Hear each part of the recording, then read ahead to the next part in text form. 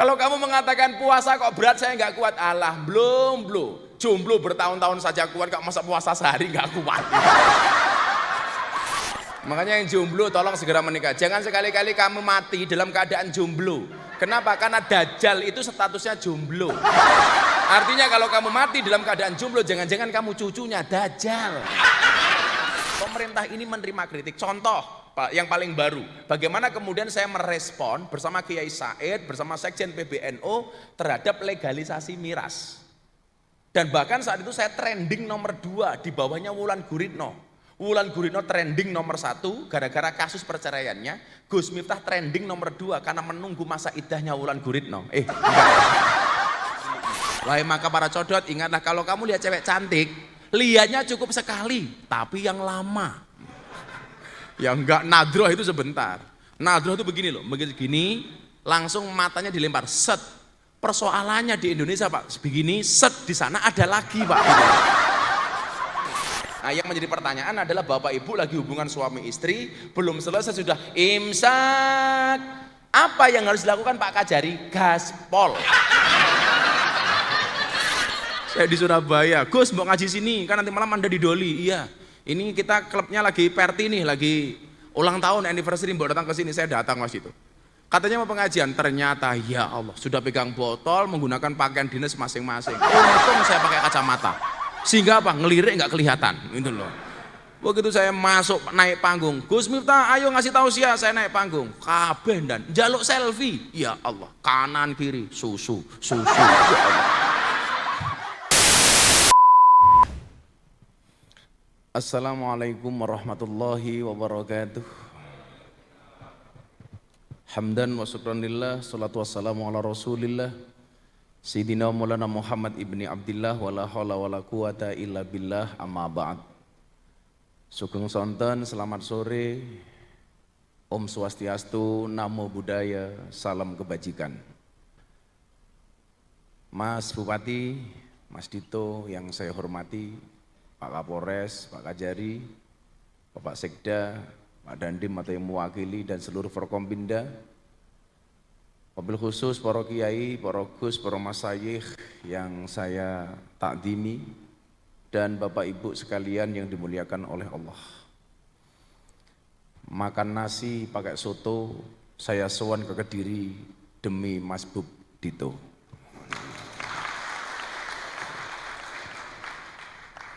Kemarin kayaknya nggak mungkin saya bisa sowan karena terlalu padatnya jadwal, dan tadi pagi saya masih di Bali. Tapi alhamdulillah atas izin Allah saya bisa sowan Bapak Ibu di Kediri. Mas Dito, cintaku padamu memang tidak seindah surat cinta untuk Setarlah, tapi yakinlah cintaku padamu lillahi ta'ala. Mudah-mudahan Kabupaten Kediri makmur semakmur badan bupatinya. Sebenarnya bukan gemuk ya, karena ada teori begini, 100 kg di bumi itu sama dengan 30 kg di Mars. Itu artinya sebenarnya Mas Dito tidak gemuk, tapi salah planet. Bapak Ibu yang saya muliakan, hari ini kita tinggal di satu negara yang sangat sama-sama kita cintai. Dengan segala ujian yang ada di dalamnya, bangsa ini menjadi bangsa yang teruji. Bangsa yang kemudian mampu melewati banyak hal. Dari semua ancaman, apapun bentuknya, terkait dengan radikalisme, intoleransi, dan lain sebagainya. Maka memang kemudian saya memahami bangsa yang begitu besar ini harus banyak diuji oleh Allah Subhanahu wa Ta'ala. Beberapa tahun yang lalu, sekitar 2 tahun yang lalu saya ke Belanda. Saat itu saya ada undangan beberapa negara di Eropa untuk memberikan kajian di sana. Salah satunya di Belanda. Kebetulan di Belanda saya mengislamkan satu keluarga. Jauh sebelum Mas Deddy Corbuzier masuk Islam waktu itu. Nah, orang-orang di Belanda yang merasa pernah menjajah kita, orang-orang kolonial ini yang pernah merasa menjajah kita, mereka bertanya kepada kita begini, Gus, apa sih kemudian yang mampu menjadikan bangsa Indonesia sampai hari ini berdikari, berdiri di kaki sendiri, mampu menyatukan semua elemen anak bangsa padahal dengan suku, agama dan bangsa yang berbeda-beda. Atas pertanyaan ini saya jawab Bapak Ibu, memang secara teori untuk mempersatukan bangsa ini jauh lebih susah dibandingkan menyatukan bangsa di Eropa. Kenapa demikian? Di Eropa, satu bangsa berdiri di atas banyak negara. Bangsanya namanya Europe. Mereka berdiri di atas banyak negara. Ada Perancis, Belanda, Inggris, dan lain sebagainya. Mereka dipersatukan dengan apa? Dengan bahasa yang sama, bahasa Inggris. Bahkan kemudian mereka membuat mata uang yang sama namanya euro. Kenapa ini bisa dilakukan? Karena hanya satu bangsa berdiri di atas banyak negara namanya bangsa Eropa berdiri di atas banyak negara. Bahasanya sama, mata uangnya sama. Sementara kalau kita lihat dengan Indonesia, ini kebalikan dengan Eropa. Kalau di Eropa satu bangsa berdiri di atas banyak negara, Indonesia sebaliknya Pak. Banyak bangsa dan berdiri di satu negara. Jangankan ngomong Indonesia, Pulau Jawa saja dari ujung timur Banyuwangi, di sana sudah ada bangsa namanya Osing. Masuk ke Madura, bangsa Madura. Dengan suku bahasa yang berbeda-beda. Banyak bangsa celakanya dengan bahasa yang berbeda-beda. Dari Madura, Surabaya, Jogja, Solo, sampai Ngapak, Sunda, Betawi, dan seterusnya. Dengan logat dan dialek yang berbeda-beda. Makanya saya yakin Mas Dito, Corona itu pasti dari Cina. Corona. Kalau dari Jakarta namanya Bang Rona, yang bahaya dari Madura, Cong Rona. Nah, dengan apa kemudian bangsa ini bisa, negara ini bisa bersatu? Kalau kemudian kita melihat surat Al-Hujurat, ya ayyuhan nas inna khalaqnakum min dzakari wa unsa wa ja'alnakum syu'uban wa qabaila lita'arafu. Kalau kemudian ayat ini kita pahami, tentunya ayat ini memang paling cocok untuk digunakan di Indonesia. Inna khalaqnakum min dzakari wa unsa. Sesungguhnya kami menciptakan manusia dari jenis laki-laki dan perempuan. Min dzakari wa unsa. Jelas. Ingat ya, laki-laki dan perempuan. Enggak ada Pak Kapolres, jenis kelamin banci itu enggak ada. Saya kebetulan pengasuh pengajian banci di Jogja. Saya punya jamaah 300 banci. Semuanya itu bukan banci, karena bahasa fikihnya itu kan khunsa. Khunsa itu punya dua jenis kelamin. Nanti besok dia mau dijadikan laki-laki atau perempuan menurut analisa dari dokter. Maka kejadian di kasus Hipaskodia si Manganang, seorang tentara yang dia merupakan atlet bola voli. Dari kecil dianggap cewek dan ternyata cowok. Ini namanya Laura, lanang ora wedok ora gitu. Banci itu enggak ada sebenarnya. Kalau teman-teman saya yang ikut pengajian banci itu hanya sekedar salah pergaulan. Salah pergaulan. Saya kemarin sebelum puasa sudah bersenang hati. Ada seorang banci telepon saya, "Abah, saya mau tobat." Alhamdulillah. Caranya gimana? Selama bulan Ramadan saya akan pakai jilbab. Matamu saya bilang gitu. Lanang jilbaban gitu. Enggak ada, Bu. Inna khalaqnakum min dzakari wa unsa. Wa ja'alnakum syu'uban wa qabaila. Kemudian dari jenis laki-laki dan perempuan ini diciptakan bersuku-suku dan berbangsa-bangsa. Betapa kemudian bangsa ini beruntung, diciptakan dari berbagai macam suku dan bangsa. Nah, pertanyaannya adalah, kalau Eropa satu bangsa berdiri di banyak negara bisa bersatu gara-gara bahasa yang sama, apa kemudian yang mempersatukan bangsa Indonesia? Padahal banyak bangsa berdiri hanya di atas satu negara, sementara dengan menggunakan bahasa daerah yang berbeda-beda. Ternyata yang mempersatukannya adalah ideologi yang sama. Apa? Ideologi Pancasila. Maka hari ini kemudian kalau ada orang teriak-teriak Pancasila sudah tidak cocok dengan Indonesia, harus diganti dengan sistem yang lain, khilafah umpamanya. Orang-orang seperti ini jelas gagal paham. Atau mungkin salah paham, atau mungkin pahamnya yang salah memaknai apa itu Pancasila. Maka saya kemudian menjadi bersedih hati Mas Bupati. Bagaimana kemudian entah ini sengaja atau enggak, tahun 2017 nama Kiai Haji Hasyim Asy'ari hilang dari kamus sejarah Indonesia. Padahal kemudian yang perlu dipahami, Hadratus Syekh Hasyim Asy'ari tidak hanya sekedar muassis pendiri organisasi terbesar di dunia, tapi juga beliau merupakan pahlawan nasional. Di tengah-tengah isu nasionalisme yang mulai meluntur, isu-isu kebangsaan yang hari ini diwarnai dengan kasus-kasus kekerasan di Indonesia, tentunya kita sangat bersedih. Bukan hanya persoalan Kiai Haji Hasyim Asy'ari. Beliau pahlawan nasional, entah sengaja maupun tidak dihilangkan dari buku sejarah. Ini tentunya sangat memalukan. Bapak Ibu, kalau dulu masa kecil kita sekolah, kayak Pak Kajari umpamanya, kayak Mas Lukman ini, dulu kita diajarkan apa untuk mencintai negara? Pendidikan sejarah perjuangan bangsa. Bagaimana kemudian kita diajarkan untuk belajar sejarah tentang pahlawan dan lain sebagainya. Tidak hanya itu, diajarkan lagu-lagu nasional. Para siswa diwajibkan untuk menghafalkan nama-nama pahlawan, bahkan nama-nama menteri kita hafal. Ya kan? Bagaimana kemudian kita diajarkan, tidak hanya itu, tambah dengan penataran P4, pendidikan moral Pancasila, dan seterusnya. Tujuannya apa? Tujuannya kemudian supaya kita tidak melupakan sejarah, kita menghargai para pahlawan, dan pada akhirnya muncul dan semangat jiwa nasionalisme. Pertanyaan saya Pak Bupati, apakah sekarang pendidikan seperti itu ada? Enggak ada Mas, enggak ada. Dulu orang-orang kayak saya ketika SD diperintahkan sama guru untuk menghafalkan nama-nama pahlawan. Kita tahu Cut Nyadin, Cut Mutia. Sekarang nggak tahu Pak, taunya Cut Mini, Cut Keke, Cut Tari. Bagaimana kemudian mbah-mbah kita dulu ketika bikin rumah. Dulu kan rumah nggak semuanya ada Ethernitnya. Di Bandar Tengah itu biasanya dikasih apa Pak?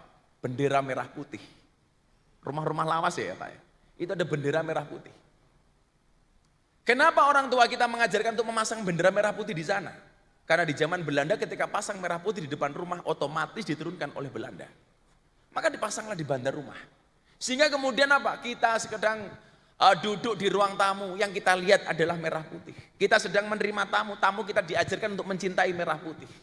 Anak-anak kita ketika mendongak ke atas diajarkan untuk mencintai merah putih. Hari ini nggak ada Pak. Bahkan satu kejadian di Boyolali, seorang guru ASN, aparatur sipil negara, mengharamkan siswanya untuk hormat bendera atas nama apa? Ini tauhid. Makan uang negara, menggunakan fasilitas negara, tetapi melawan negara. Dan ini tidak boleh terjadi di Kediri. Dan saya yakin di kepemimpinan Mas Dito, paham-paham seperti itu harus dikikis habis Mas. Minimal kalau saya melihat Mas Dito, yang saya lihat Mas Pram. Mas Pram itu nasionalismenya tidak perlu diragukan. Maka Bapak Ibu, ini butuh kemudian sinergi dari semua pihak. Ancaman intoleransi itu nyata. Bagaimana kemudian ketika pemerintah fokus kepada penanganan COVID-19, kelompok-kelompok itu justru fokus dengan gerakan-gerakannya. Kita dibuat kaget dengan bom di Makassar, yang sampai hari ini malaikatnya bingung dengan bom Makassar itu. Begitu mati diinterogasi sama malaikat, baptis kamu apa? Sorry malaikat, saya Islam. Malaikatnya nggak percaya, saya nggak percaya kamu Islam, pasti kamu Katolik. Enggak malaikat, saya Islam. Apa jawaban malaikat? Saya nggak percaya kamu Islam. Islam kok matinya di gereja, modar atau gue gitu loh. Kalau kemudian masuk surga itu semudah meledakkan diri dengan menggunakan sabuk, orang yang punya sabuk bom bunuh diri tidak akan mungkin memberikan kepada orang lain. Maka Bapak Ibu yang saya muliakan, wa ja'alnakum syu'uban wa qabaila, tujuannya apa? Lita'arofu. Maka Allah menciptakan manusia untuk saling mengenal dan menasihati, bukan untuk saling menilai dan menghakimi. Hari ini kan yang ada, pemerintah itu menjadi objek penilaian. Orang mengatakan begini, Gus Miftah ngomong seperti itu karena pro pemerintah, nanti dulu. Paham yang saya anut, baik dalam beragama maupun bernegara adalah wa kadzalika ja'alnakum ummatan wasaton. Ummatan wasaton itu apa? Moderat. Kalau bahasanya Pak Sigit di dalam presisi proposal beliau ketika menjadi Kapolri, sudah tidak ada lagi bahasa deradikalisasi, tapi moderasi beragama. Kebetulan saya diminta untuk pegang podcastnya Mabes Polri. Moderasi beragama. Nah, hari ini mohon maaf, yang terjadi itu dua Mas Dito. Kalau sudah senang dengan pemerintah, sejelek apapun tetap dianggap baik. Tapi kalau sudah benci dengan pemerintah, sebaik apapun tetap tidak dianggap. Yang ada hanya nyari-nyari terus kesalahan pemerintah. Saya sebagai orang Nahdlatul Ulama, sebagai orang NU yang berdarah hijau, memposisikan sebagai apa? Tawasud itu apa? Moderat. Kalau pemerintah bagus, ya kita dukung. Kebijakan Mas Dito bagus, support. Kalau kemudian kurang bagus, kita evaluasi. Tentunya apa? Karena untuk saling menasihati. Untuk mengenal dan menasihati, bukan untuk saling menilai dan menghakimi. Alaihissallahu bi'ahkamil hakimin. Maka saya jadi teringat ketika Khalifah Harun ar-Rasyid didatangi sama ulama yang keras. Jadi Bapak Ibu, kalau Anda melihat dari ini, kalau ada ulama keras, itu tidak hanya sekarang Pak. Dari zaman dulu sudah ada. Ulama ini mendatangi Khalifah Harun ar-Rasyid dengan mengatakan apa? Ini nasihun lak. Wahai Presiden, saya akan memberikan nasihat kepada Anda. Famusadidun alaika, tapi mohon maaf. Nasihat saya ini agak keras untuk Anda. Fala tajidanna fi nafsika alayya syai'an. Tolong Anda jangan marah dengan saya lah, kira-kira begitu. Apa jawaban Khalifah Harun ar-Rasyid? Innallaha ta'ala qad arsala man huwa khairum minka ila man huwa syarrum minni. Sesungguhnya Allah pernah mengutus orang yang lebih baik daripada Anda kepada orang yang lebih jelek dibandingkan saya. Yang dimaksud lebih baik daripada Anda siapa? Harun dan Musa. Kepada orang yang lebih jelek dibandingkan saya siapa? Fir'aun. Tapi apa perintah Allah kepada Harun dan Musa ketika mengingatkan si Fir'aun? Faqula lahu qawlan layyina. Berbicaralah kamu wahai Harun dan Musa kepada Fir'aun dengan bahasa yang lemah lembut. Kalau hari ini kemudian orang ngomong keras dengan Pak Jokowi, apalagi dengan Pak Kiai Ma'ruf seorang kiai. Pertanyaan saya sederhana, apakah Jokowi itu lebih jelek daripada Fir'aun? Apa Pak Kiai Ma'ruf itu lebih hina daripada Fir'aun? Seorang Fir'aun yang mengatakan dirinya adalah Tuhan, Ana rabbukumul a'la, kata Fir'aun. Fir'aun itu keren banget Mas. Fir'aun itu kalau makan sambal, yang mules bukan perutnya, sambelnya. Dan Fir'aun itu kalau kehujanan, yang pilek bukan hidungnya, hujannya Pak. Sama dengan Indonesia, nabrak tiang listrik, yang sakit tiang listriknya Mas. Gitu loh. Coba. Fir'aun itu senang terus gak pernah susah Bu. Punya uang terus gak pernah punya utang. Nah jadi kalau jenengan kadang-kadang punya uang, kadang-kadang punya utang, kadang-kadang susah, kadang-kadang senang lumrah. Saya malah curiga kalau ada orang Kediri senang terus gak pernah susah, punya uang terus gak pernah punya utang. Saya curiga jangan-jangan cucunya Fir'aun. Bahkan Fir'aun itu dalam sejarah saya baca begini, Fir'aun itu gak pernah selilitan. Karena satu saat Fir'aun itu selilitan, marah-marah sama pasukannya, sama pengawalnya. Akhirnya Allah mengutus malaikat untuk dandani untune Fir'aun. Lah malaikat tanya, Gusti, napa kok kula gedandani untune Fir'aun? Dandanono sing rapi. Mosok ngaku Gusti Allah kok cangkeme selilitan gitu. Seorang Musa dan Harun ketika berdakwah memberikan nasihat kepada Fir'aun, Allah mengatakan faqula lahu qawlan layyina. Hei Musa, Harun, please deh kalau kamu ngomong dengan Fir'aun dengan bahasa yang lembut. Hari ini bagaimana kemudian etika itu enggak ada. Ketika Anda membenci pemerintah, yang keluar dari mulut itu adalah cacian, makian, bulian, sumpah serapah.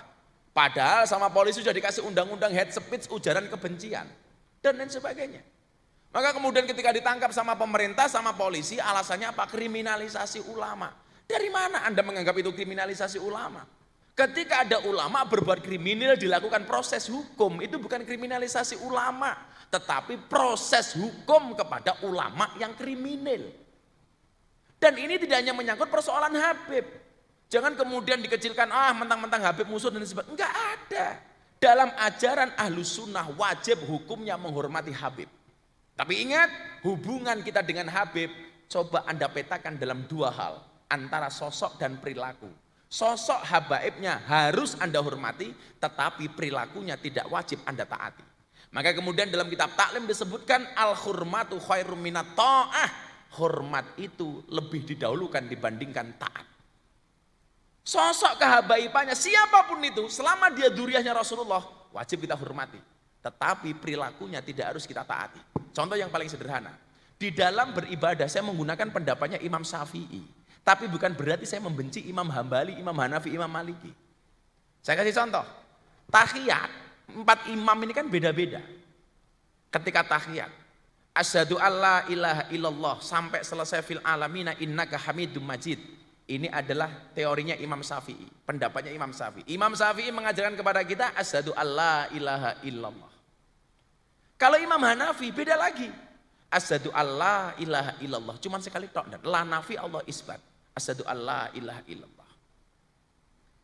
Kalau Imam Hambali setiap ketemu kalimat Allah tangannya berdiri.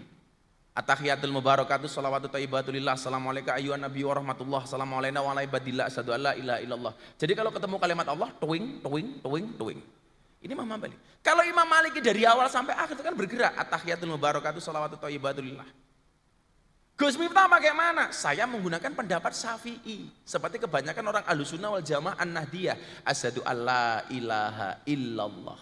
Sampai fil alamina innaka hamidum majid baru tak. Tapi ketika saya menggunakan pendapat Syafi'i bukan berarti saya tidak menghormati Hambali dong. Bukan berarti saya tidak menghormati Maliki. Maka Bapak boleh Anda milih. Mau seperti Syafi'i seperti saya boleh. Mau Hanafi begini boleh. Bang Lukman mau pakai pendapatnya Hambali begini-begini boleh. Pak Kajari mau Maliki begini-begini boleh. Ya enggak boleh begini-begini Pak. Itu.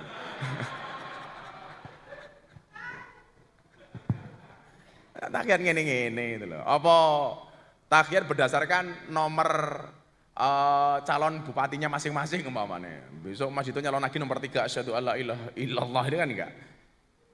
Ini bagaimana kemudian kita diajarkan untuk hormat walaupun kita berbeda pendapat.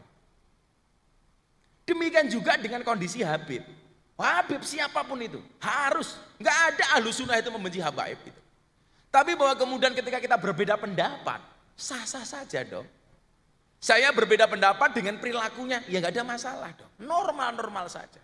Maka saya pikir pemerintah ini tidak anti kritik, pemerintah ini menerima kritik. Contoh yang paling baru, bagaimana kemudian saya merespon bersama Kiai Said, bersama Sekjen PBNU terhadap legalisasi miras. Dan bahkan saat itu saya trending nomor 2 di bawahnya Wulan Guritno. Wulan Guritno trending nomor 1 gara-gara kasus perceraiannya. Gus Miftah trending nomor 2 karena menunggu masa iddahnya Wulan Guritno. Enggak ya. Karena saya berbicara soal miras. Tapi bukan berarti kemudian kritik kita menjelek-jelekkan pemerintah. Saya sampaikan waktu itu, niat pemerintah memang bagus untuk nambah devisa. Tapi ingat, ketika tujuanmu belum berhasil, rubah caranya, jangan rubah tujuannya. Caranya apa? Menggunakan miras dirubah. Tujuannya tetap menaikkan devisa, tapi tidak harus menggunakan miras. Kenapa saya berbicara keras dengan cara seperti itu? Karena keharaman khomer di dalam Al-Quran itu qat'i, mutlak. Beda dengan bunga bank, apakah ini riba atau enggak? Ini para ulama tentunya berbeda pendapat. Karena ayat ad'afam mudha'afah, berlipat ganda. Berapa persen berlipat gandanya ini menjadi perdebatan ulama. Apakah yang dimaksud dengan lipat ganda itu 100%, 50%, 20% atau 5%? Maka kenapa ada ulama yang masih membolehkan bunga bank? Tapi kalau khamr jelas mutlak haram. Maka kemudian kita bersuara, tapi dengan cara yang baik. Bahkan saya guyoni pemerintah, Presiden mohon izin, minuman keras yang dihalalkan dan layak dikonsumsi hanya satu. Apa Gus? Es batu. Minuman keras. Tentunya dengan cara yang baik. Yang terjadi hari ini adalah kalau Anda benci dengan pemerintah, semuanya dianggap salah. Ada COVID, minta vaksin. Ada vaksin, minta sertifikasi halal. Ada sertifikasi halal dari MUI, minta supaya presiden pertama kali. Presiden mau minta di live. Ya. Begitu di live minta jangan diedit. Cangkeme loh. Cari-cari saja kesalahan pemerintah. Lucunya kalau ada bantuan sosial corona, ngantri paling depan. Walah tuman itu. Ini kan gak fair itu. Apalagi orang Indonesia Mas itu. Anda jadi bupati coba dilihat. Orang Indonesia itu aneh. Ada bantuan orang miskin, semuanya ngaku miskin. Ada bantuan untuk UMKM, semuanya ngaku pengusaha kecil. Lah maka besok Mas Dito bikin lagi Mas, bantuan untuk orang gila. Kira-kira pada ngaku edan apa ora gitu loh. Ayo dinteni bareng-bareng gitu loh. Nah, maka disinilah kemudian kita diperintahkan untuk berpuasa. Karena makna puasa itu adalah al-imsak. Puasa dalam bahasa Arab bisa disebut as-saum. Sebagaimana sabda Rasulullah memerintahkan para jomblo untuk segera menikah. Ya ma'syaras sabab, man istata'a minkumul ba'ah falyatazawwad fa illam yastati' fa alaihi bisawm. Wahai para jomblo, para pemuda, kata Rasulullah, kalau kamu sudah punya kemampuan segeralah menikah. Makanya jomblo-jomblo itu ingat, berbukalah dengan yang jelas. Kenapa? Karena yang manis, untuk apa yang manis kalau hubungannya enggak jelas? Maka Mas Dito bikin acara namanya ngabuburit, ngajak buru-buru merit. Untuk apa banyak yang ngajak buka puasa bersama kalau nggak ada yang ngajak hidup bersama?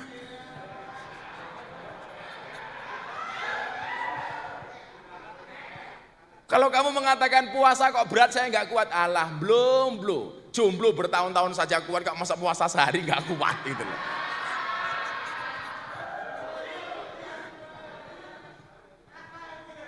Memang sudah Ramadan, kok masih jomblo? Pertanyaan saya, yang bangunin kamu sahur siapa? Mercon. Besok itu loh. Makanya yang jomblo tolong segera menikah. Jangan sekali-kali kamu mati dalam keadaan jomblo. Kenapa? Karena Dajjal itu statusnya jomblo. Artinya kalau kamu mati dalam keadaan jomblo, jangan-jangan kamu cucunya Dajjal.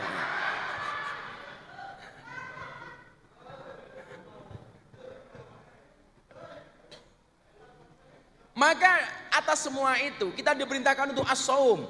Fa'alai bis-saum. Kenapa? Fa innahu aghaddu lil basar wa ahsanu lil farj. Karena puasa itu akan menjaga pandangan dan menjaga kemaluan. As-saum. Dalam Al-Baqarah 183, puasa tidak disebut sebagai as-saum tapi as-siyam. Ya ayyuhalladzina amanu kutiba alaikumusiyam. Nah, as-saum atau as-siyam ini maknanya adalah al-imsak. As-saum ay as-siyam fa huwa al-imsak. Kalimat imsak ini biasa Bapak Ibu dengar biasanya 10 menit menjelang adzan subuh. Dan ini bukan patokan orang terakhir berbuka puasa ya. Kalau saya memahami dari bahasa kiai saya begini, imsak itu warning Mas. Imsak itu lampu kuning. Supaya ketika sudah datang waktu imsak, kita segera menyelesaikan semua aktivitas yang berkaitan dengan mulut maupun dengan kelamin. Jadi begitu imsak kita masih boleh makan dan minum, tapi kalau bisa disegerakan untuk segera diakhiri sehingga masuk waktu subuh sudah tidak ada aktivitas mulut maupun aktivitas kelamin. Nah, yang menjadi pertanyaan adalah Bapak Ibu lagi hubungan suami istri belum selesai sudah imsak. Apa yang harus dilakukan Pak Kajari? Gaspol.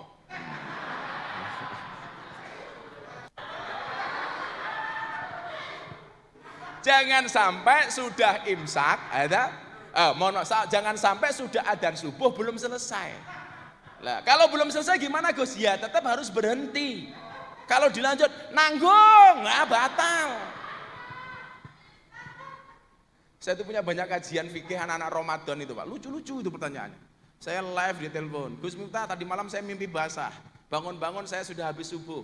Apakah puasa saya sah? Apakah puasa saya batal? Oh enggak. Kamu mimpi di siang hari saja nggak ada masalah kok. Persoalannya Gus, saya mimpi malam, bangun setelah subuh. Enggak batal? Enggak, tapi ya itu saya belum puas tambahin sendiri. Lah itu batal goblok, tak bilang itu. Al-imsak itu maknanya apa? Menahan diri. Mengendalikan diri. Kalau bahasa anak-anak ngaji kitab kuning itu al-imsak artinya apa? Ngeker. Kalau orang Jawa itu memaknai ngeker, menahan diri, mengendalikan diri. Karena hakikat puasa itu adalah al-imsak. Imsak. Dalam konteks ini al-imsak konteks kebangsaan. Ayo kita sama-sama menahan diri. Anda yang berada di pemerintahan, yuk menahan diri. Jangan kemudian mengeluarkan keputusan-keputusan yang memandang profesi masyarakat. Saya kemarin diundang di acara cek ombak Bu Susi. Saya ditanya soal mudik. Bagaimana pendapat Gus Miftah tentang larangan mudik? Bagi saya bagus. Tapi memang saya membutuhkan komitmen dari pemerintah. Bahwa kalau nggak boleh ya nggak boleh. Jangan kemudian ditambahi diksi-diksi yang lainnya.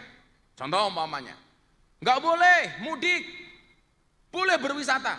Wah, orang kemudian mulai berdebat. Iki piye to karepe? Nanti kalau rumah saya di Kediri, ya kan, niat saya nggak mudik, tapi niat saya ziarah ke makamnya Gusmi. Wah, nanti sekalian pulang bagaimana? Tentunya hal-hal seperti ini perlu disosialisasikan kepada masyarakat. Karena apa yang dipahami oleh pemerintah tidak mesti sama dipahami oleh masyarakat. Sama-sama al-imsak, rakyat juga al-imsak. Kalau hari ini Anda tidak suka dengan presiden, dengan pemerintah, ya imsak, nahan diri. Sampai kapan? 2024. Makanya saya usul lah kepada pemerintah, terutama pihak-pihak terkait. Saya nggak suka ya dengan diksi-diksi yang sampai hari ini masih dipakai, istilah kampret, cebong, kadrun. Dihilangkanlah. Udah nggak ada lagi diksi-diksi kampret, kadrun, cebong.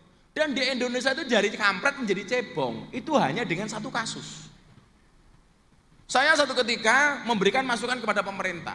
Langsung orang diasar Miftah kampret. Loh, saya selama ini membantu pemerintah kontra narasi, memberikan sosialisasi terhadap program pemerintah hanya dengan gara-gara satu kasus dianggap kampret. Ini kalimat-kalimat yang tidak menenteramkan. Imsak artinya apa? Menahan diri. Yang dimaksud apa? Kalau kamu tidak bisa berbuat baik, minimal jangan berbuat buruk. Lah orang iso apik banget ki minimal ora usah bosok-bosok banget. Itulah al-imsak. Maka kemudian supaya al-imsak ini benar-benar bisa tercapai, banyak fasilitas yang diajarkan oleh agama. Idza ja'a Ramadan futihat abwaabul jannah. Pintu-pintu surga dibuka, wa ghuliqat abwaabun nar, ditutup pintu-pintu neraka, wa sufidatis syayatin, penjara setan di penjara. Dikasih iming-iming, bulan ini adalah bulan mudha'afah.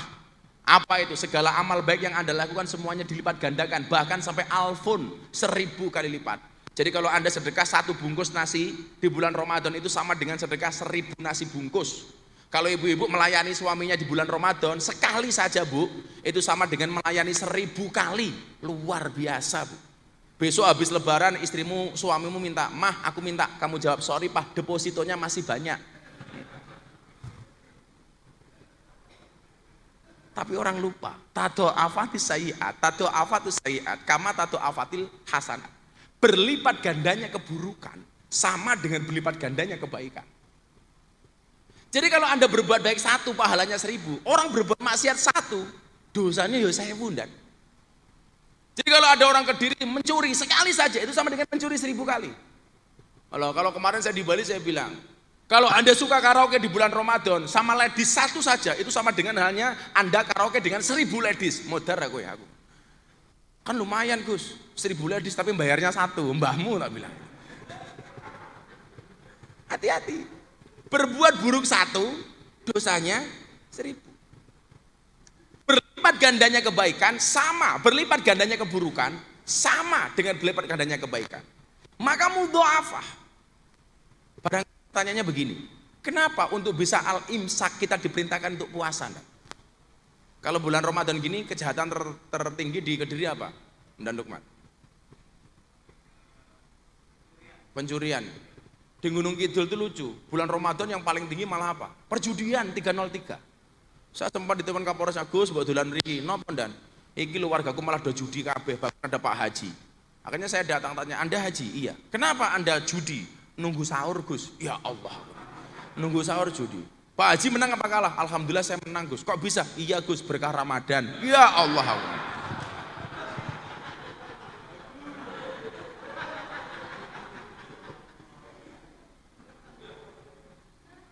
303 kasusnya itu. Pertanyaannya adalah kenapa untuk bisa al-imsak, untuk bisa baik, kita harus imsak, harus menahan diri. Bapak Ibu, ini sempat saya jadikan bahan ceramah saya di hadapan Pak Jokowi ketika ular-ular manten nasihat pernikahan saya kepada Atta Aurel. Saat itu saya sampaikan begini Bapak Ibu, manusia itu kan produk yang unik. Nah. Uniknya di mana? Sebelum menciptakan manusia, Allah itu sudah menciptakan malaikat.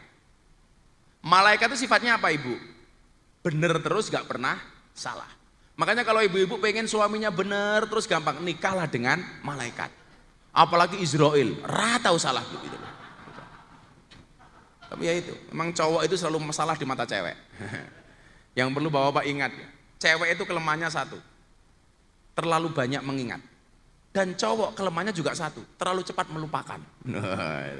Makanya Anda jangan salah, perempuan tuh ahli sejarah. Sekali Anda punya salah, seumur hidup bojomu kelingan terus itu. Wongnya ya tekoi. Biasanya jilbabnya abang.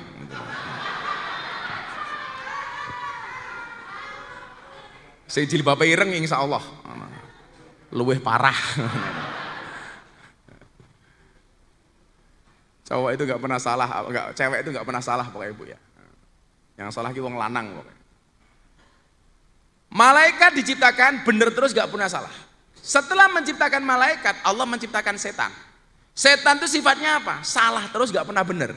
Makanya kalau kita punya istri kok salah terus, jangan-jangan istrinya setan. Salah terus gak pernah bener. Nah, setelah menciptakan malaikat dan setan, sebelum menciptakan manusia, Allah sudah menciptakan hewan. Hewan itu jenisnya ada dua di dalam kitab itu.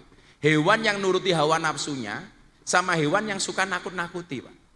Hewan yang suka nuruti hawa nafsunya diibaratkan seperti kambing. Kemudian hewan yang suka nakut-nakuti diibaratkan seperti serigala dan anjing. Lah, 4 makhluknya Allah ini hiburannya beda-beda, Bapak Ibu. Malaikat itu hiburannya apa? Dekat dengan Allah.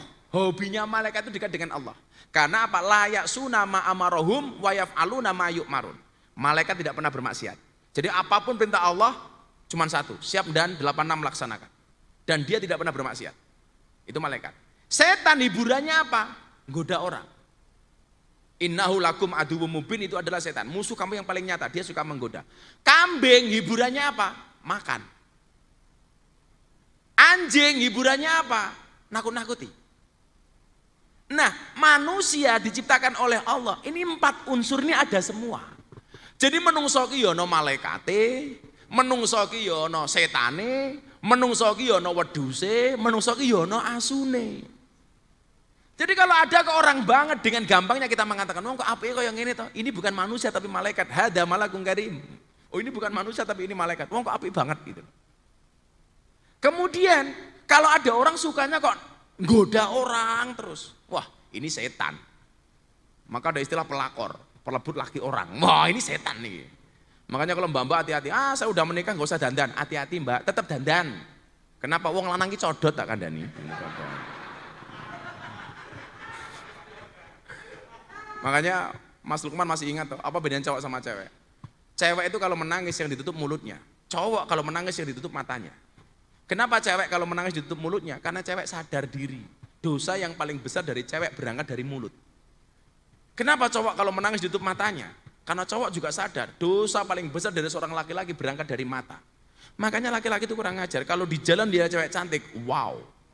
Pulang lihat istrinya di rumah, weh, ini kan kurang ajar, weh, gitu. Yang saya curiga Mas Dito, kalau ada cowok nangis ditutup mulutnya, lah gue curiga gue gitu loh. Sangel-angel. Nah, kambing hiburannya apa? Makan. Jadi manusia itu kalau yang dipikir cuma makanan tok, berarti kelasnya koyo wedhus. Wedhus. Jadi isu pecel, sore rawon, bengi soto, arepe turu jek mie instan, nah wedhus itu loh. Tapi kalau ada orang sukanya hanya meden-medeni tok, juga dengan gampangnya kita mengatakan, oh asu ini, gitu loh. Ya. Walaupun kemarin baru viral Mas, ada seorang ustadz nabrak anjing bangga. Ya Allah. Saya nabrak anjing karena itu haram, najis. Bro, anjing memang najis, anjing memang haram, tapi nggak ada perintah untuk dolim kepada anjing.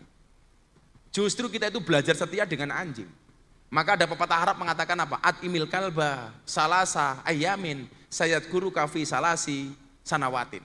Berikanlah makan kepada anjing 3 hari, maka dia akan mengingatmu selama 3 tahun. Wat imin nas salasa sanawatin sayang sakafi salasi ayamin. Tapi berikanlah makan kepada manusia selama 3 tahun, maka dia akan melupakanmu selama 3 hari. Maka kalau saya ngandani santri saya Pak Kajari, santri saya kan semuanya gratis. Kalau makan santri itu subhanallah, gunung Merapi pindah ke piring. Saya bilang, anjing saja dikasih makan, dia taat dengan yang ngasih makan. Masa santri dikandani angel? Mosok kowe kalah karo asu? Saya bilang.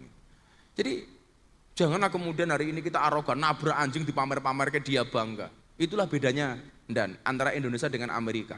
Kalau Amerika anjing dianggap teman, Indonesia teman seperti anjing, kira-kira gitu lah. Kira rungone kuwi. Aku ki lak ngaji ning kabupaten, Bupati Nom ki seneng. Jadi bahasane cah nom. Shallu ala Nabi Muhammad. Nah, manusia itu 4-4-nya ada. Padahal manusia itu kenapa diperintahkan untuk berpuasa? Karena diprogram seperti malaikat. Malaikat itu sifatnya apa? Malaikat itu ada makan, malaikat itu enggak makan, enggak minum, enggak kumpul, enggak buang hajat. Lah bulan Ramadan manusia itu diprogram seperti malaikat. Kenapa? Karena dari 4 makhluk tadi itu manusia itu cenderung seperti kambing. Sing dipikir mau panganan tok. Panganan tok. Saya dulu mas, berat badan saya itu sempat 105 kilo. Oh gede-gede mas, ini kursi penuh. 105 kilo. Tahun 2015 itu saya masih 105 kilo. Dan alhamdulillah ternyata hari ini saya bisa untuk menjadi 70 kilo. 70 kilo. Karena cewek sekarang mas lebih suka cowok yang gak kurusan daripada yang gemuk mas. Kenapa? Karena makan saja gak tambah apalagi pasangan. Iya. Tapi kalau ibu-ibu, cewek itu lebih disukai yang gemuk daripada yang seksi. Kenapa? Karena cewek seksi itu hanya fokus kepada penampilan, tidak pernah fokus kepada perasaan. Iya. Mas Dito iso jawab bro, orang masalah Gus, aku lemu mergo mangan sego. Daripada kowe kuru gaweane mangan kanca. Iya.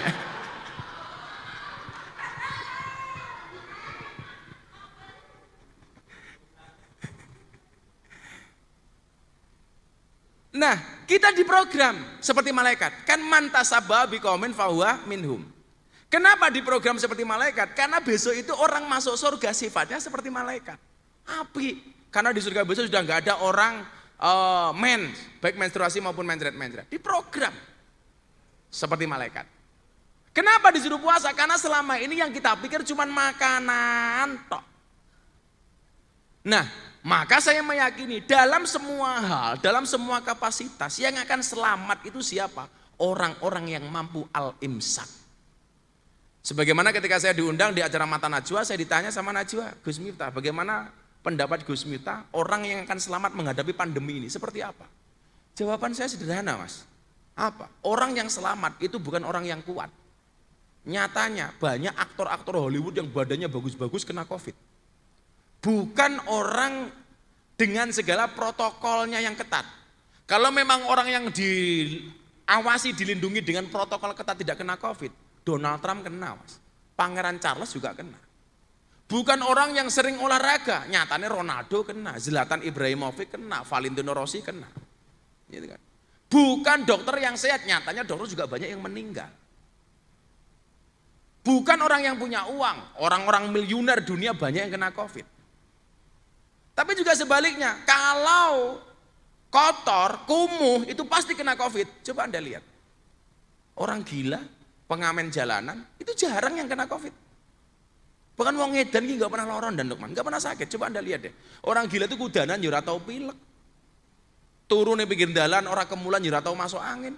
Buktine ra ono wong edan njeluk kerokan. Ra ono gitu. Mangan sego bosok wetenge ya ora mules. Pertanyaannya Pak Kajari, kenapa orang gila itu perutnya enggak pernah sakit? Oh, kenapa orang gila itu enggak pernah sakit? Jawabannya sederhana, Mas. Karena orang gila itu enggak pernah punya beban pikiran. Makanya kalau orang-orang Kediri pengen sehat terus gampang. Dadi wong loh, dadi wong yang tidak punya beban pikiran. Kok dadi wong edan gitu loh.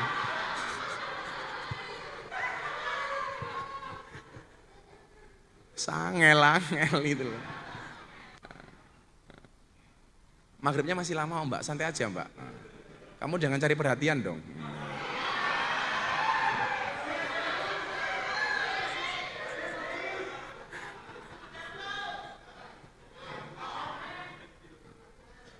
Sukanya kok carper. Wong nahan lapar saja kuat, kok masa nahan baper nggak kuat. Silakan Mbak. Ya, tombongan tuh.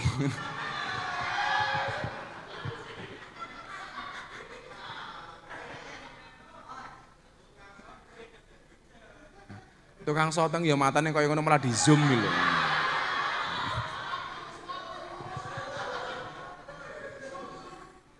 Kalau Mas Dito itu punya quote untuk warga Kediri, berangkat dari syuting. Cintanya Mas Dito kepada warga Kediri itu seperti kamera. Fokusnya hanya ke kamu, yang lain ngeblur. Iya. Mbak ganggu ya. Aku mau ngomong apa ya? Aku kira ngaji ndelok bokonge wong ilang.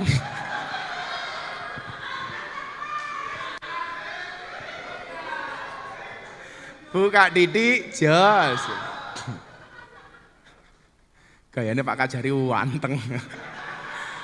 Saya minggu ini ada buka puasa dengan Pak Jaksa Agung. Nah, tak sampaikan Kajarinya Kediri melu bro. Pak Kajari juga pakai kumis, seperti Pak Jaksa Agung. Oh, pakai kumis. Ibu-ibu kalau punya cowok berkumis pertahankan. Fik dia lele bukan buaya.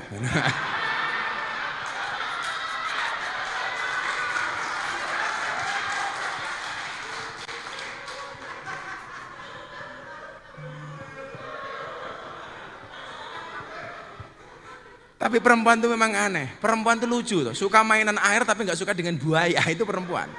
Aneh mbak-mbak ini. Shallu ala Nabi Muhammad.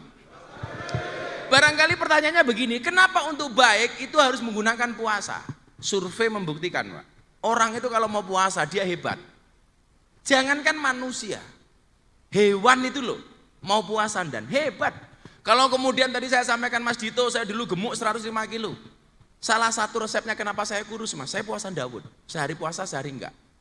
Termasuk bulan Ramadan ini saya juga Daud.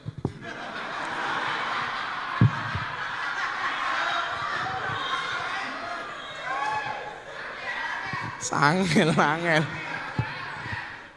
Saya dulu puasa Daud, kemudian saya ngurangi karbo, Mas. Saya sekian lama nggak makan nasi. Saya niatin Daud plus puasa ngerowot. Saya nggak makan nasi. Saya ngurangi gula, saya ngurangi minyak.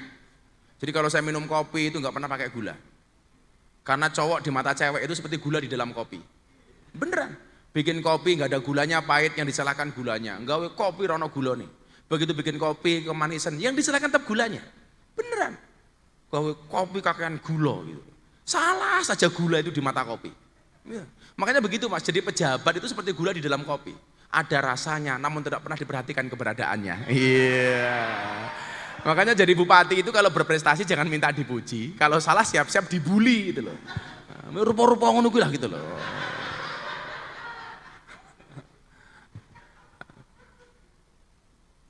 Kenapa kemudian puasa?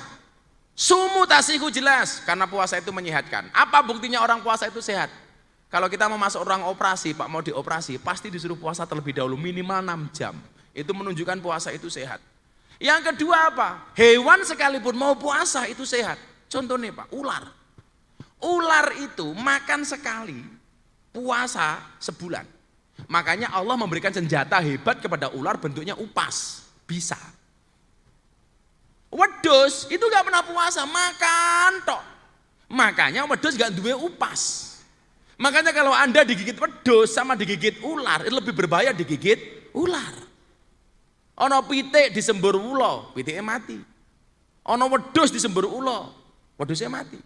Tapi Anda disembur ula iso mati. Tapi lan jenengan dicokot wedhus, halah. Ora bakal mati. Mung lara tok, jarem tok. Kenapa? Karena wedhus gak duwe bisa.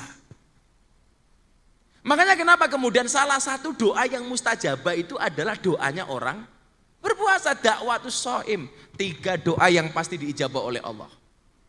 Doanya orang tua kepada anak, kemudian doanya orang yang berpergian, musafir, dan yang ketiga adalah doanya orang berpuasa, dakwatus shaim. Mandi sebagaimana ular. Saya sering bilang begini, Gus, kiai kae jenenge ampuh. Tapi ngapa ora iso ndongake awake dhewe? Ya ora iso, Bro. Ula iki mandi, upase mandi, tapi ora ana ula mati mergo kleleken upase dhewe. Ular itu dan nyembur orang lain mati, tapi nyembur dirinya nggak bakal mati. Lah kiai ya ngono lah, ndongake wonge mandi.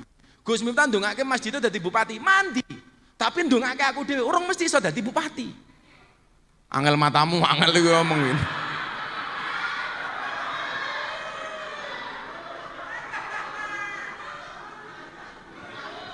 Makanya kalau saya ditanya kenapa ada kiai nyalon bupati nggak mesti jadi, yo kiai iki apike ndongake wong.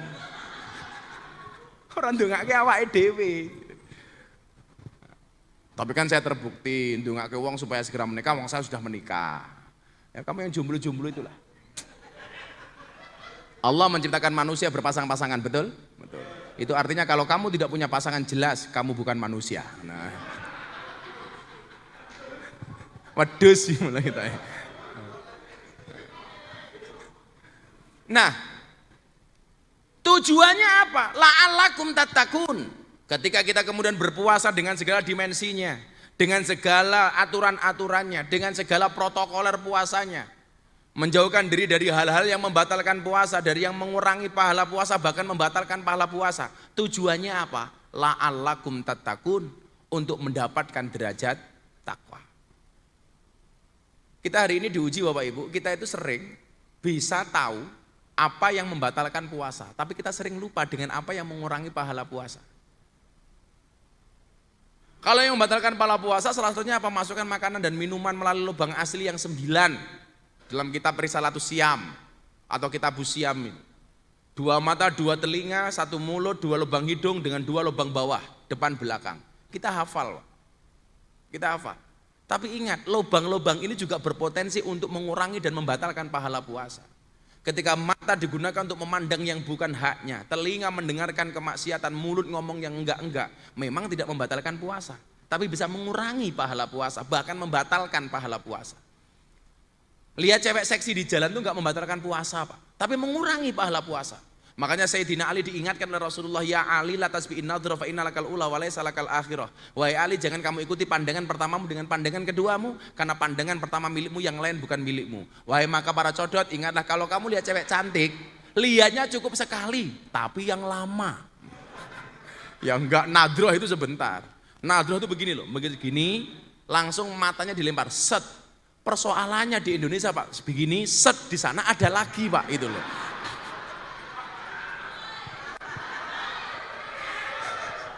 Bahkan luwih parah itu, set, ya Allah gitu loh. Apal Pak, wong saya anak klub malam gimana itu.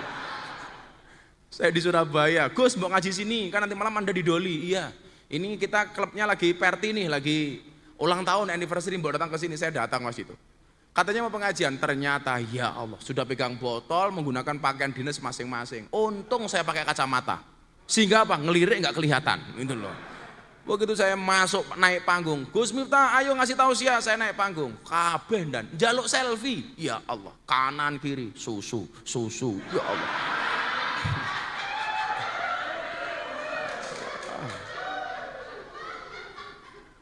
Ya resiko lah, resiko. Maka Bapak Ibu, tujuannya adalah la'alakum tatakun. Apa itu takwa? Imtisalu awamirillah wajtinabun nawahi, melaksanakan segala perintah, meninggalkan segala larangan.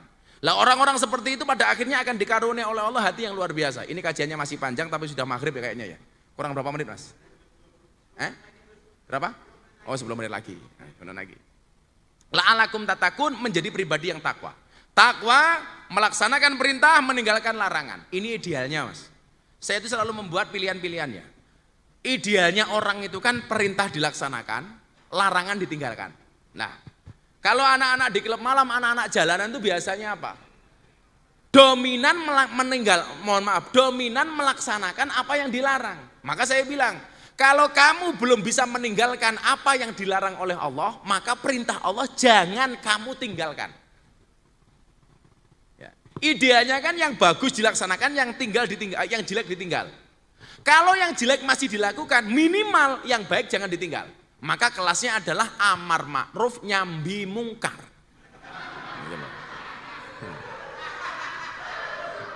Istilah kerennya apa Mas itu? STMJ. Sholatnya terus, maksiatnya jalan. Di sana tadi cewek, kenapa di sini cowok? Ini loh.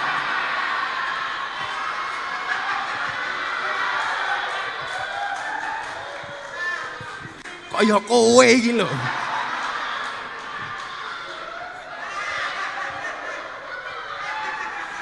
Oh jatahnya Mas Dito cewek lho. Jatah aku kok ya Allah lanangan. Rasa salaman.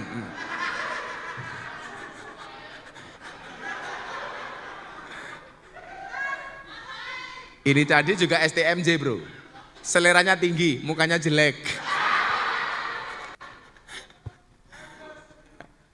Dan yang paling parah apa? Perintah ditinggalkan, larangan dilakukan. Makanya kalau saya itu ngaji di anak-anak klub malam itu, definisi takwa itu tidak saya sampaikan, idealnya adalah imtisalu awamirillah wajtinabun nawahi. Kalau kamu masih mabuk ya kamu tetap harus sholat. Loh, kan ada hadis Gus, sholatnya orang mabuk nggak diterima oleh Allah 40 hari. Bagaimana dengan kami? Jawaban saya apa Mas? Itu hadisnya orang normal, sementara kalian abnormal. Kalau sholatnya nunggu nggak mabuk, sholatnya kapan? Jadi walaupun mabuk sholat. Ada pahala apa enggak Gus? Ya nyuwun sewu Gus Miftah bukan panitia pahala. Jadi saya itu ketika menyampaikan sesuatu, ketika Rasulullah mengatakan khatibun nas biqadri ukulihim, itu ukurannya beda-beda Mas. Kalau saya ngaji di kampus, di masyarakat, kemudian di anak-anak klub malam tentunya dengan bahasa yang berbeda-beda. Walaupun sumbernya sama, hadisnya sama, tetapi dengan tafsir yang berbeda. Kalau kemudian kita kaku, orang mabuk, nggak boleh sholatnya nggak terima Allah 50 hari. Oh sama dari bakal sholat Pak. Wong anak-anak klub malam itu dulu sebelum saya ngaji mereka begini, sekarang mereka begini Pak. Jangan katakan alhamdulillah, dulu mereka begini pakai botol, sekarang begini Pak, pakai galon tak kandani.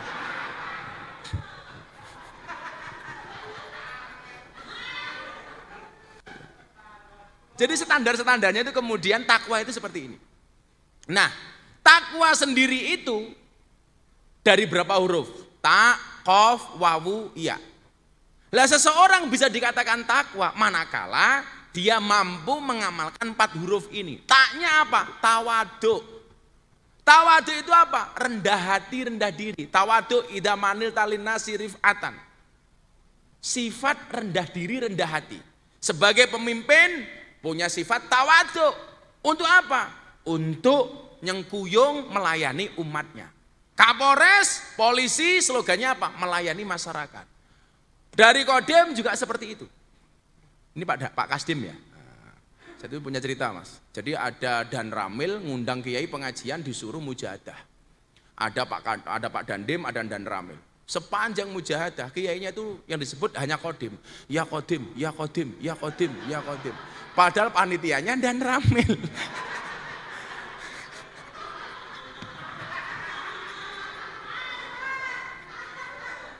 Akhirnya Dan Ramilnya protes. Ini panitia Dan Ramil, Pak Kiai.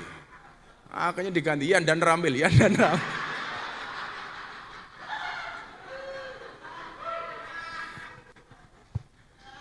Saya dulu Mas itu, saya punya hajat sama Mas Lukman ini. Sebelum Covid ya Dan ya, kita waktu itu mau bikin kajian kebangsaan di Simpang Gumul ya Dan ya. Delalah Covid. Dan nyesel saya satu, kenapa saya nggak minta DP dari awal gitu.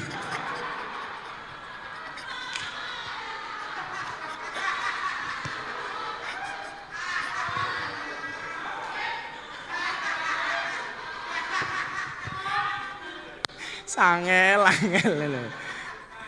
Karena polisinya kan Pak, kalau ngundang kiai nggak disangoni ini bahaya, melanggar KUHP pasal 378, nah, penipuan ini loh. Kalau isinya cuma sedikit pasalnya beda lagi bro, 352, perbuatan tidak menyenangkan. Taknya adalah tawaduk, sifat rendah hati rendah diri. Tawaduk itu satu kalimat yang mudah untuk diucapkan tapi susah untuk dilakukan. Karena kadang-kadang apa? Ketersinggungan kita. Makanya orang-orang yang tawadhu itu dibutuhkan kesabaran. Sabar itu cirinya ikhlas. Ikhlas itu cirinya diam. Ya, kalau ikhlas harus diam. Kenapa? Kalau ngomong namanya iklan. Tawadhu. Maka Bapak Ibu yang saya muliakan, saya harapkan dengan puasa hari ini yang kita lakukan akan mampu melahirkan pribadi-pribadi yang tawadhu. Kemudian qafnya adalah qanaah. Qanaah itu apa? Menerima apapun atas pemberian Allah. Mendahulukan bersyukur. Maka kenapa Mas saya suka bersepeda? Karena bersepeda mengajarkan kepada saya untuk selalu mengayuh bukan mengeluh. Kenapa saya suka bersepeda? Karena orang bersepeda itu karena orang berdoa itu seperti orang bersepeda. Cepat atau lambat pasti akan sampai tujuan. Maka berdoalah walaupun doa-doamu belum dikabulkan. Maka yang di sini suka naik sepeda, himbauan dari Lantas, tetap berhati-hati di jalan. Kenapa? Karena jatuh di aspal tidak seindah jatuh di pelukan mantan. Wah. Jomblo kamu harus tahu, yang sakit itu bukan jatuh dari sepeda, tapi jatuh hati sama kamu nggak terima. Iya. Pribadi yang qanaah. Wa ita'adzana rabbukum la in syakartum la azidanakum. Nerima apa adanya, apalagi dengan kondisi seperti hari ini, Pak. Kalau kemudian ujiannya Al-Baqarah 155, hari ini kita masih bisa eksis, masih bisa makan dan minum, masih bisa kumpul dengan keluarga, masih bisa berbuka dan seterusnya. Minimal masih kuat bayar SPP, pemerintah juga masih ngasih subsidi dan lain sebagainya. Kita terima dengan apa adanya. Ini bentuk dari qanaah. mendahulukan bersyukur. Jangan kemudian mengeluh terus. Karena dengan mengeluh pun kita tidak akan memberikan solusi. Ingat, kesedihan itu mengecil bila dirahasiakan dan membesar bila diumumkan. Makanya Kanjeng Nabi itu sifatnya apa? Kalau senang, ngomong. Kalau susah, diam. Sementara kita umatnya sebaliknya. Kalau susah, ngomong. Kalau senang, diam. Siapa? MC-nya. Lak seneng menang, lak susah ngomong. Itu adalah konsep syukur, qanaah. Kemudian wawunya adalah waro atau wiro, menjaga kehormatan diri kita untuk tidak melakukan perbuatan-perbuatan yang tidak disukai oleh Allah. Dan yaknya adalah yakin. Bagaimana kemudian dengan puasa ini menumbuhkan keyakinan di dalam hati kita bahwa tidak ada masalah yang tidak ada solusinya. Maka saya sering mengatakan bukan ombaknya yang besar, tetapi perahunya yang terlalu kecil. Bukan ujiannya yang berat, tetapi iman kita yang terlalu lemah. Kita harus yakin Allah ngasih masalah, Allah memberikan solusi. Fa inna ma'al usri yusra. Sesungguhnya dalam kesulitan pasti ada kemudahan. Kemudian la yukallifullahu nafsan illa wusaha. Allah tidak memberikan beban melebihi batas kemampuan hambanya. Atau ayat 60, in la tahzan innallaha ma'ana. Jangan bersedih, Allah bersama kita. Maka sekali lagi, enggak ada keraguan di dalam hati kita. Maka ketuklah pintu langit dengan doa. Karena yang terlockdown hanya buminya. Langitnya masih terbuka untuk semua hambanya. Berdoalah kepada Tuhannya corona supaya corona segera dihilangkan. Jangan gara-gara corona kita kehilangan Tuhan. Terakhir barangkali Bapak Ibu, pertanyaan simpel saja dari saya. Orang puasa itu lapar, haus, dahaga. Rasanya nggak enak. Kalau toh dia bohong bisa kok Pak. Pak Kajari masuk kamar minum es teh, makan nasi padang, keluar pura-pura lemes. Nggak kelihatan. Tapi kenapa tidak pernah kita lakukan? Jawabannya sederhana. Kenapa orang berpuasa itu walaupun haus, lapar, dan dahaga dia bisa bersabar? Karena orang berpuasa yakin adzan maghrib pasti datang. Artinya apa Mas itu? Apapun masalahnya, kenapa kita harus bersabar? Yakin solusinya pasti akan datang. Kenapa kamu jomblo harus bersabar? Yakin jodohmu pasti datang. Kalau jodoh pasti ketemu. Di mana? Di pelaminan. Sebagai apa? Sebagai tamu.